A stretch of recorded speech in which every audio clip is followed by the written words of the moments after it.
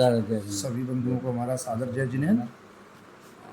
हमारा नाम डॉक्टर योगेश जैन अलीगंज से, और मैं अरुण जैन अलीगंज से।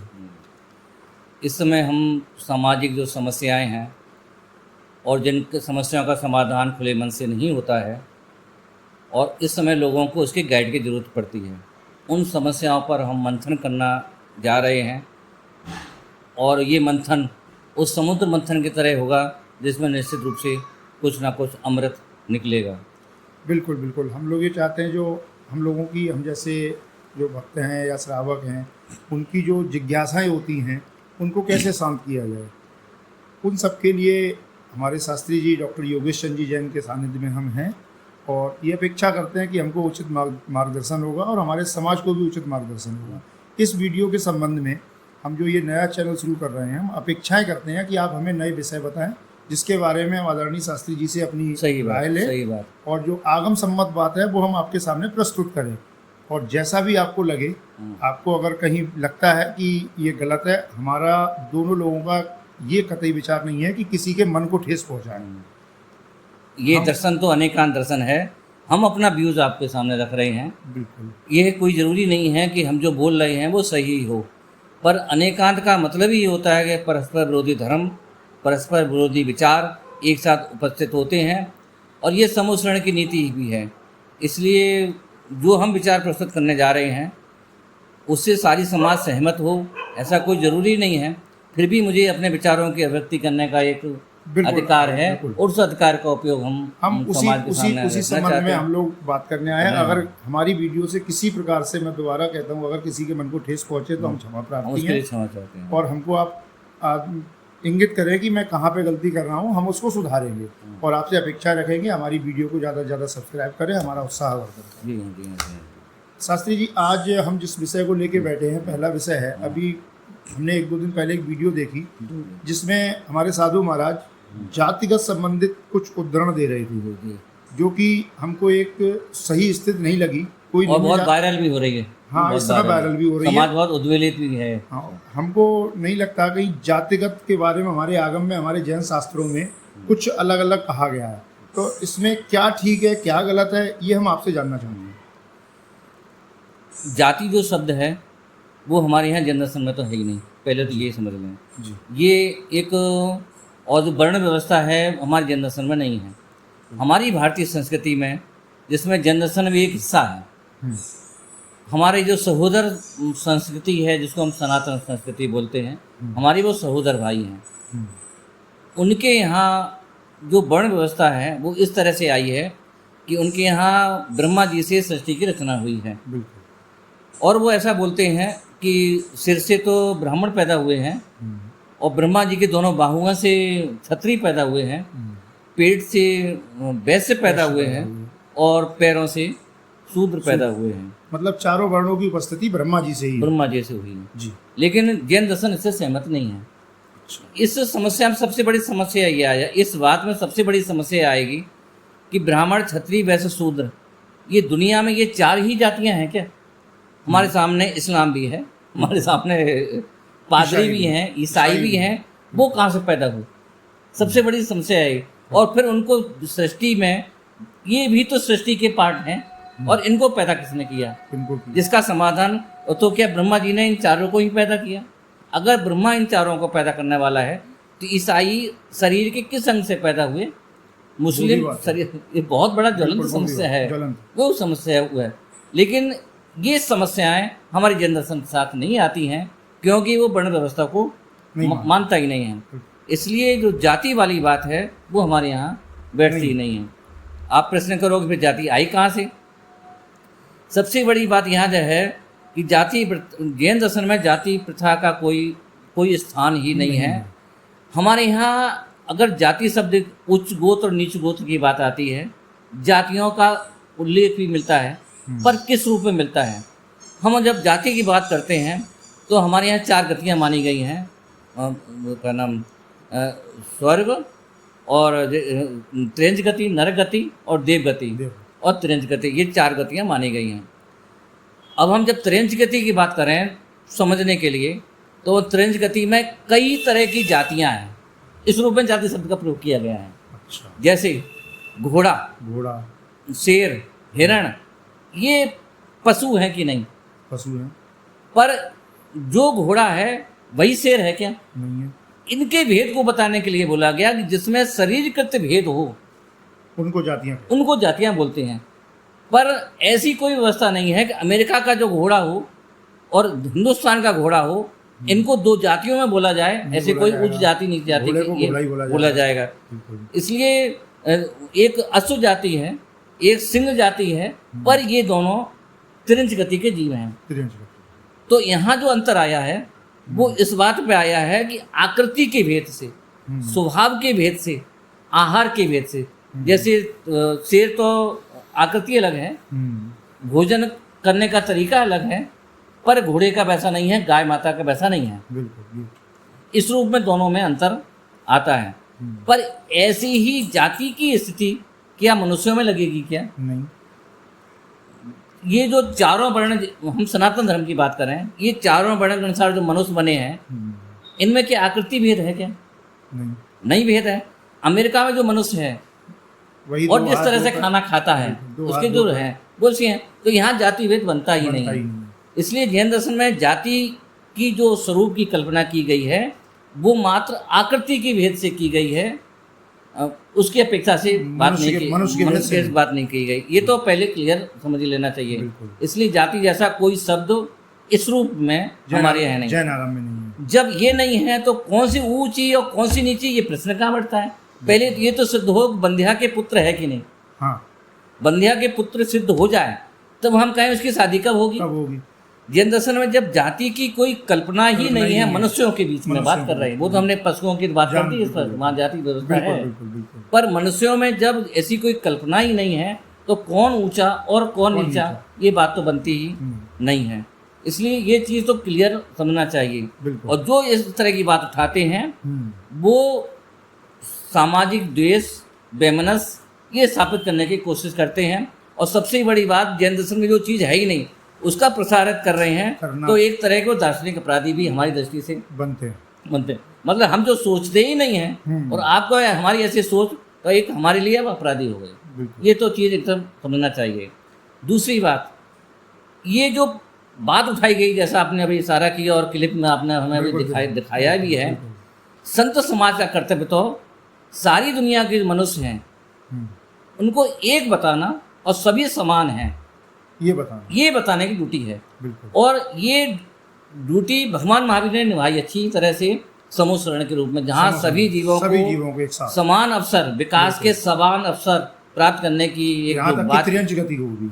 हाँ, त्रिंच गति के भी जीव आते हैं, उनको भी समान अवसर, उन्नति के समान अवसर उपलब्ध कराए हैं। अब तुम ऊंच नीच की बात कर रहे तो समान अवसर तो नहीं मिलते और तर्कसंगत भी नहीं है। और यहाँ तो मनुष्यों के बीच में व्यवहार है, इसलिए ऐसी कोई बात मेरी समझ से तो बैठती ही नहीं है। बाकी आप जो समझ रहे हैं वो है। तो ये सीधा सीधा तो ये अपने जैन आगम में कहीं भी जाति भेद नहीं है, जाति के भेद की कल्पना ही नहीं है, कल्पना नहीं है। ना कोई निम्न जाति का है ना उच्च जाति का है। हमें बंधु निवेदन करना है कि अगर किसी के भी द्वारा इस तरीके की व्यवस्था के बारे में बोला गया है तो हम अपने चैनल के माध्यम से उस वर्ण विशेष से, अब मानव जाति से हम लोग अपनी तरफ से करबद्ध क्षमा चाहते हैं कि उन बातों को उस तथ्य में ना परखा जाए। हमारा जैन आगम इस तरीके का कोई बात नहीं कहता है कि कोई नीच जाति का है या कोई उच्च जाति का है। जाति की व्यवस्था केवल जानवरों के बीच पहचान के लिए की गई है, ना कि मनुष्यों के बीच पहचान के लिए, जैसा कि मेरा जैन आगम कहता है। और उसमें जो कुछ भी कहा गया है तो वो मेरे हिसाब से जैन आगम के सिद्धांत के अनुसार तो नहीं है। उन्होंने सोच से परे है। उन्होंने अपने वीडियो में किस परिप्रेक्ष्य से कहा है, अच्छे के लिए कहा है या गलत के लिए कहा है, लेकिन कहने के तरीके से सही नहीं था। तो हम अपने चैनल के माध्यम से उन व्यक्तियों से माफ़ी मांगना चाहेंगे। जैसा भी है उस तथ्य को बुला के आगे शास्त्री जी जो बात कहेंगे उसको एक बार और समझें आप। दूसरी बात, आचार्य जबसेन जिन्होंने भगवान राम का चरित्र अपने साहित्य में लिखा है जी, एविडेंस के रूप में बात कर रहे हैं, वो कह रहे हैं कोई भी जाति निंदनीय नहीं है। हाँ। क्योंकि जाति है ही नहीं। दूसरी बात, ऊंच नीच हो नहीं सकता है कि दूसरी बात, अगर आप कहोगे कि यहाँ जिनेंद्र भगवान की जो पूजन भक्ति करता है, माने जो वितरकता लाता है, ऐसा चांडाल भी हो तो भी वो ब्राह्मण से श्रेष्ठ हैं। ऐसा अपने में प्रकरण आया अंजन हाँ, चोर का। अंजन चोर का आया है, बिल्कुल। इसलिए ये चीज बनती नहीं है। अंजन चोर आज भी पूजनीय है हम लोगों के लिए, था वो अंजन चोर। तीसरा एक बहुत अच्छा तर्क दिया है अमित गति के श्रावकाचार में। वो ही कहते हैं ऊंच जाति नीच जाति यदि ये सुख दुख के कारण होते, माने ऊंची जाति वाले सुखी और नीची वाले, ये ऊंची नीची जाति हमारी नहीं है, लोग कहते हैं, उसका एविडेंस दे रहे हैं। मतलब ऐसा नहीं सोचना कि लिखा है तो हम लोग ऊंची नीची जाति मानते हैं। लोगों में ऊंची नीची जाति मानती है, उसको उद्धृत करके जैन दर्शन ये बोल रहा है ऊंची जाति नीची जाति ये सुख दुख के कारण होते तो सभी ऊंची जातियां सुखी होती और सभी नीची जातियां दुखी होती हैं। ऐसा कहीं इसके मतलब जन्म से जन्म ऊंची या नीची जाति में लेना ये सुख दुख का कारण नहीं है। सुख नीची जाति के लोग, फिर हम दोबारा कह रहे हैं नीची जाति लोग, जो लोग बोलते हैं उनको उद्धृत कर रहे हैं। ये जैन दर्शन का शब्द नहीं है, हमको दूसरों का शब्द हम इंपोर्ट कर रहे हैं। बिल्कुल, जो हमारा खुद का प्रोडक्शन, जो वायरल वीडियो है उसके आधार बोले नीची जाति के लोग भी बहुत सुखी पाए जाते हैं। हाँ? ऊंची जाति के लोग भी बहुत दुखी जाते हैं। इससे मतलब किसी जाति विशेष में जन्म लेना सुख और दुख का कारण नहीं है, गुण और अवगुण का कारण नहीं है। ये तो क्लियर मतलब समझना चाहिए। इसलिए ये कहना कि फलाना नीची जाति का है ये बात बनती नहीं। दूसरा, मानवता के लिए सबसे बड़ा खतरनाक है। हाँ। मतलब इससे ज़्यादा अपराध, मानवीय अपराध, इससे बड़ा कोई अपराध नहीं हो सकता है कि किसी व्यक्ति को नीचा कह के उसकी विकास की सारी संभावनाओं का अनादर करना। आप तो इंसान जगत में एक व्यक्ति का बहुत बड़ा अनादर कर रहे हैं, जो कभी भी क्षम्य नहीं हो सकता है। आप यहाँ ये कह सकते हो कि आप इस विषय को क्यों उठा रहे हो, जो उठा रहे उठाने, भाई साहब हम इंसान हैं। बिल्कुल, अपनी लड़ाई तो हर कोई लड़ लेता है। हाँ, पर दूसरों की लड़ाई लड़ाई उसको शिक्षित बोलते हैं। हम आपके लिए लड़ाएं, समाज के लिए लड़ाएं, जो उतने आगे नहीं बढ़ पा रहे हैं। हम अपने बच्चे को तो आगे बढ़ा लेते हैं, पर तारीफ ये है कि हम आपके बच्चे को उतना ही सम्मान से बढ़ा रहे कि नहीं बढ़ा रहे, ये महत्वपूर्ण होता है। ये सज्जनता का लक्षण होता है।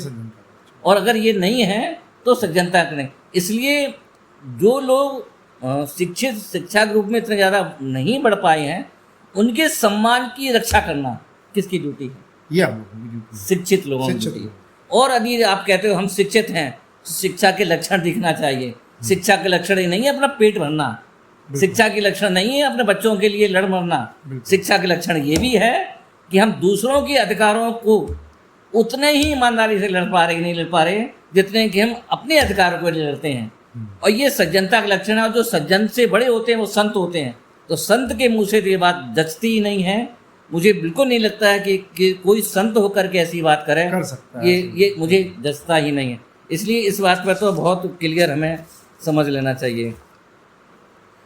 तीसरी बात और महत्वपूर्ण की बात कि आगम में एक जो श्रावक होता है, जो नीच गोत्र जाति नहीं, नीच गोत्र का श्रावक होता है, उसके सम्यक दर्शन की उत्पत्ति कही गई है। जो तकनीकी शब्द है शायद अजय लोग ना समझ पाए, लेकिन जो जैन सुन रहे होंगे उसको भी सम्यक दर्शन हो सकता है। छायक सम्यक दर्शन केवली और श्रुत केवली के पाद मूल में होता है, माने केवली भगवान उपस्थित होना चाहिए। अच्छा। तो सम्यक दर्शन छायक दर्शन होगा। अब यहाँ पूछते हैं, जब नीच गोत्र वाला सम्यक दर्शन छायक ले सकता है और केवली के समक्ष ले सकता है, केवली मानो उसके सामने तीर्थंकर होना चाहिए। जब वो तीर्थंकर के सामने उपस्थित होता है तो वो जो मंदिर जी हैं वो किसके प्रतीक हैं? समूह शरण। बिल्कुल। तो वो समूह शरण में जा सकता नहीं जा सकता है, माने वो मंदिर में जा सकता नहीं जा सकता है, नीच गोत्र वाला जा सकता है। ये आगम प्रमाण है, आप इसको इनकार नहीं कर सकते हो। बिल्कुल। इसलिए कोई ये कहे कि तथा कथित नीच जाति के, तो फिर आपको दोहरा रहे हैं, नीच जाति जैसी कोई व्यवस्था नहीं है। पर कुछ लोग जिनको नीच जाति मानते हैं वे लोग जैन दर्शन के अनुसार हम बात कर रहे हैं, क्योंकि हम जैन दर्शन की बात कर सकते हैं। वो सम्यक दर्शन के पात्र हैं और सम्यक दर्शन के पात्र हैं। तो मंदिर जा सकते नहीं जा सकते हैं? बिल्कुल जा सकते हैं। तो मंदिर जाने लोग वो कहें कि ये लोग मंदिर नहीं जा सकते हैं, प्रतिमा जी को नहीं छू सकते हैं, कहाँ बात निकलती है? हाँ, अब जो मंदिर के नियम है, शुद्ध वस्त्र पहन के शुद्ध शरीर से तन मन धन मतलब शुद्ध हो, और आप जिन दर्शन कर सकते हैं बिल्कुल। तो नीच कुछ रह ही नहीं गया भाई। हमारे तो बार बार बात आ रही कि हम पवित्रता का महत्व है। पवित्रता का महत्व है, अहिंसा का महत्व है। बस। आप किसी को सता नहीं रहे हैं, मांस नहीं खा रहे, मदिरा नहीं खा, ये तो अधिकार है हमारा बिल्कुल, कहने बिल्कुल, ये का। कहने ये तो का अधिकार। अंदर में पवित्रता होगी बिल्कुल। भाई, तो सिंघनी का दूध किस में रखेंगे आप? पीतल में रखेंगे क्या? सही है। उसका पात्र तो ऐसा होना चाहिए। सोने का पात्र होना चाहिए ना, होना चाहिए।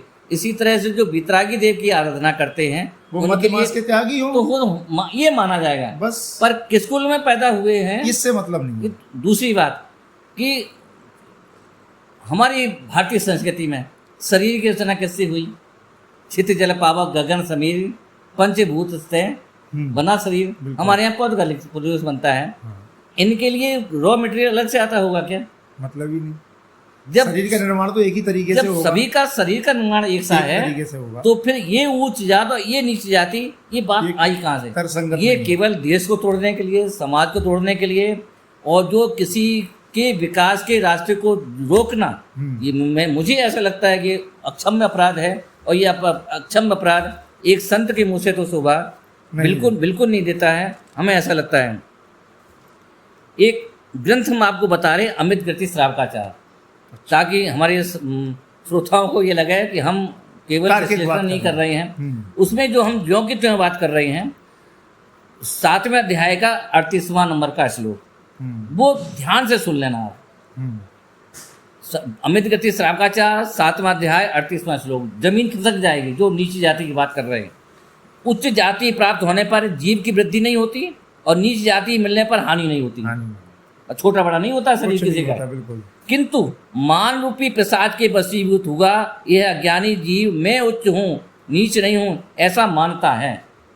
और आगे लिख रहा है कि जो ऊंच नीच मानता है वह तो नीचों से भी ज्यादा नीच है।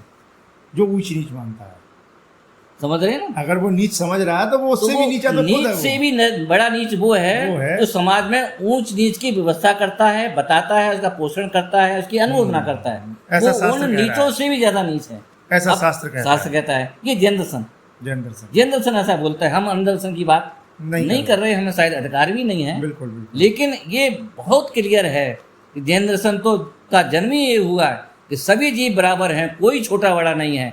और जो छोटा बड़ा मानता है वो स्वयं नीच है। वो नीच से भी नीच नहीं है, नीच से भी नीच का गोल्ड मेडलिस्ट है।